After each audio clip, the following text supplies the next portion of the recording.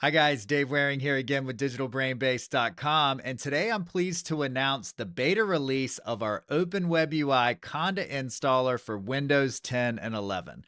The goal with this installer is to make it as easy as possible for anyone to get up and running with Open WebUI, regardless of their technical experience. We're looking for people to help us test out the installer and let us know how it works for them. So we'd love it if you'd click the link in the description section, download the installer, and leave us a comment with how it works for you. Now I'm going to turn it over to Dave Jones, the developer of the installer, so he can walk you through and show you how it works. And we've even added a couple of new features since he shot this video, such as the ability to download Olama directly from the installer after you're live with Open WebUI. Take it away, Dave. Now, the first thing we're going to do is download the install. On the web page for the GitHub, just go ahead and click Releases, then download the installer itself. Of course, you'll get the customary warning.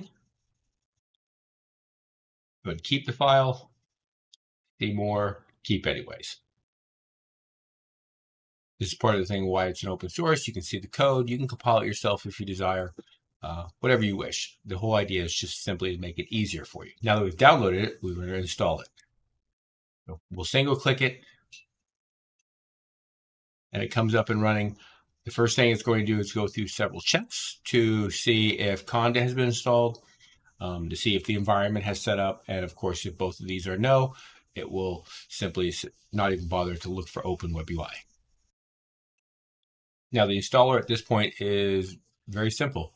Just simply click Install. As it goes through its checks, again, it will see if Conda has been installed. If not, it'll download it. Once it's downloaded, it'll start the installer itself. This will be a quiet install. It is using the mini version of Conda, so it'll be exclusively for not exclusively, you can use it for other things. But rather than have huge images on your computer and your hard drive, it just handles it on the smaller state. You see all the commands that are being put in. Now it's creating the environment. This is so that Open WebUI can do what it needs to do. These are the same commands that if you did this all by hand and you're seeing the output as it would normally come out. Now it's doing the Open WebUI install through pip.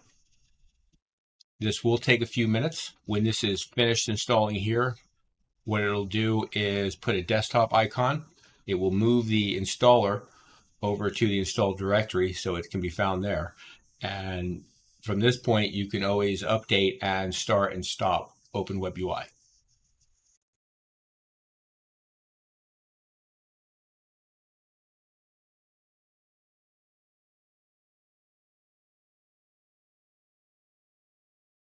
Now, as you can tell, after it's finished installing, it will restart the installer itself after moving it to your installed directory. Do the customary check to see if you have an update available, which since we just installed, you won't, and let you know that it's ready to start. So now we'll go ahead and press start and start up Open WebUI. Now, as it says on the screen, this will take a few extra seconds, especially the first time. There's some things that it needs to take care of, basically processing behind the scenes. They'll sit there and let you know it keeps trying. The first part is to look for the server. It just basically goes out and checks to against the process itself, see if it's running. And if it is, then it'll open up the browser for you, as it just did. And now you have Open WebUI working on your computer.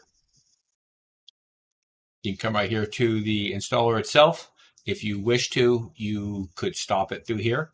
I also like to point out that if you close it by accident for whatever reason, and you open it back up, it does its checks again. And if you can tell, it already notices that it's still running, and you can stop it through here still. Now it's terminated. If we refresh it here, you'll see it'll time out as well.